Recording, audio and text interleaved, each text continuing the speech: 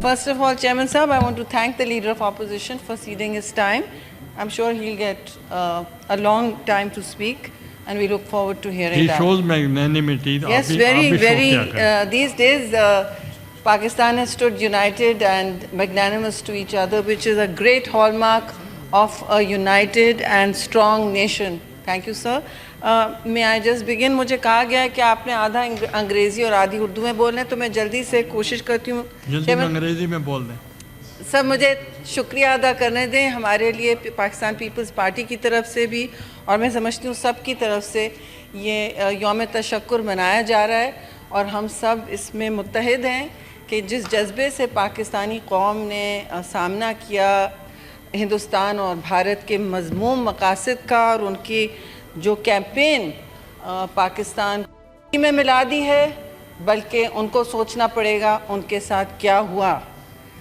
और उससे पहले चेयरमैन साहब, मैं ये भी शुक्रिया अदा करना चाहती हूँ पाकिस्तान पीपल्स पार्टी की तरफ से, अपने दोस्तों की तरफ से, कि हमारी इस वक्त मुसल्लह अफवाज ने चीफ़ ऑफ आर्मी स्टाफ ख़ास जनरल आसिम मुनीर का शुक्रिया, हर फोर्सेस का शुक्रिया, ख़ास तौर से पाकिस्तान एयर फोर्स जिनके शाहीनों ने नई तारीख़ रकम की है, जैसे चेयरमैन बिलावल ने कहा, in both excellence and aircraft dominance of that field. Sir, I also want to remind the House that when we are giving thanks, it is to everyone, our civilian martyrs, our military martyrs, and all those who stood together despite their political differences. And here I thank the opposition, Chairman Saab. I am explicitly thanking the opposition leadership for standing together. Seamlessly they came together without a hiccup. Leader of opposition, I'm giving you a compliment. Without a hiccup, you all came together for the resolution that we needed to pass. So I compliment all of you. पहली दफा compliment नहीं sir, इनको अच्छी तरह पता है कितनी दफा compliment किया है मैंने. And so, sir, it is a moment of great pride for Pakistan that Chairman Bilawal Bhutto Zardari stood and manned one of the international fronts, because India had launched a narrative war. India had launched a huge information war like no one has ever seen before in modern combat times. And we all came together to man different fronts. Some of us were on television from 4 a.m. when the attack started first day. Pakistan television as well as international TV. So I want to compliment Prime Minister Mian Shahbaz Sharif for his leadership in this difficult time. Also, I want to compliment Chairman Bilawal Bhutto Zardari for manning the narrative international war in a way that I don't think anyone else quite could have done. I don't say this because he's from my party. I say this in all honesty from all the messages I've received across the country and internationally. I also thank Chairman Saab, all those who stood up and spoke, all those who came together, including the President Zardari, who came to Islamabad and guided us through this time. He's the commander of the Supreme Commander of the Armed Forces, and he was visiting our Ghazis in hospital yesterday. सबका जज्बा बुलंद था जी. और आखिर में, और नहीं आखिर में नहीं, but पहले, before I start quickly, I want to say that we are very grateful to Shaheed Zulfikar Ali Bhutto's vision that today we have a nuclear deterrent. We have a nuclear deterrent, and that has saved Pakistan, not in its usage, but in its deterrence capacity. It is he who said, we will eat grass, but we will get the nuclear bomb, and he paid with his life for it, as we all know.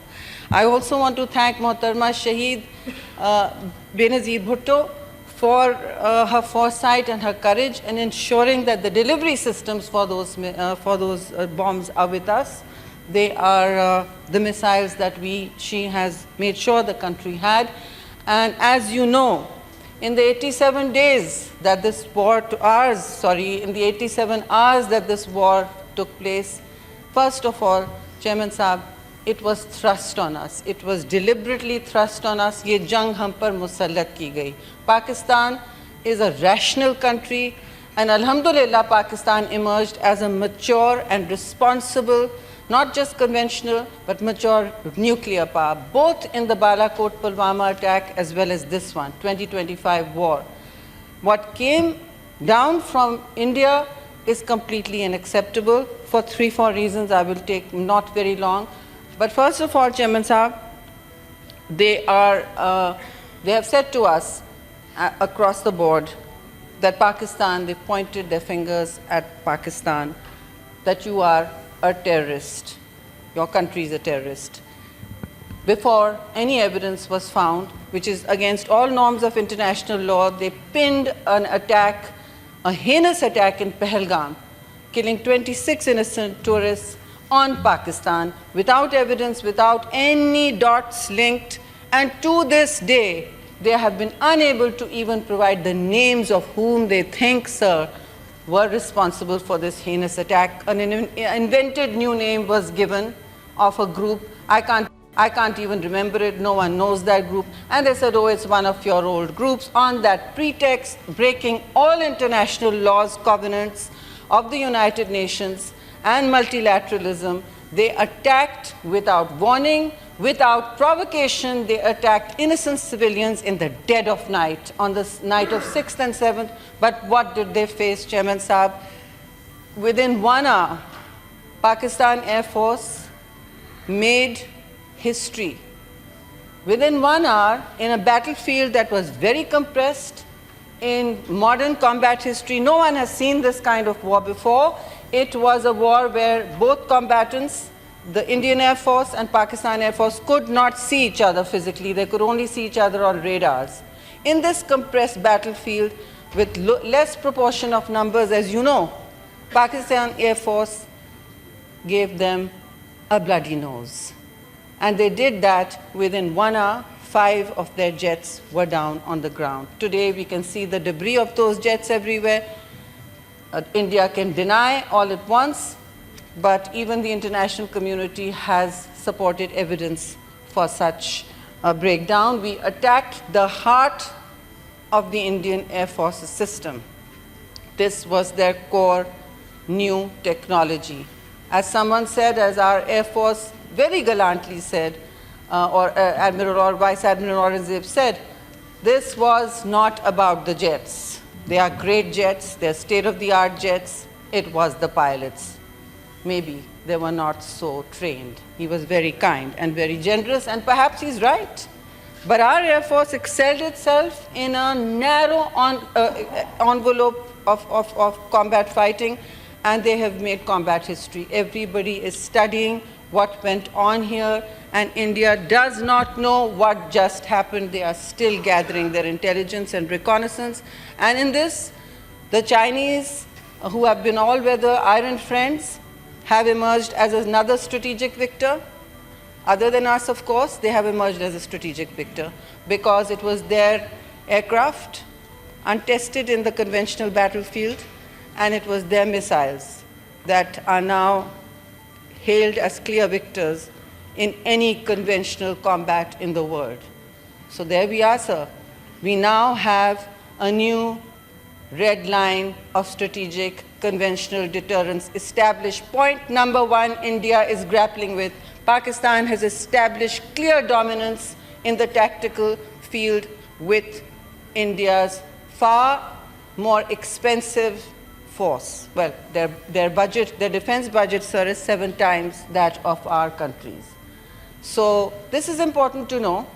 New red lines were crossed by them, not by us, totally unprovoked, but when we responded, even in the first hour, just in defense, this was established, but they did not stop. They carried on with multi-domain warfare. UAVs were used, what are known as standoff weapons, which are fired, which are missiles, first time used in our combat. Both sides, they were used.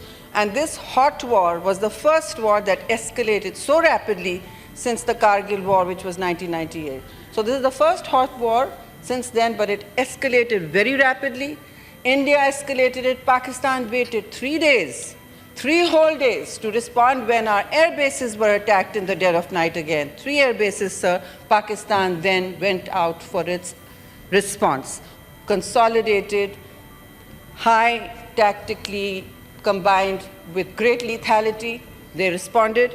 They still did not attack a civilian population, sir. Their targets were military, as is the norm in the rules of war. We abided by the rules of war. So I congratulate our military and our political leadership and all of us here that we were standing in support.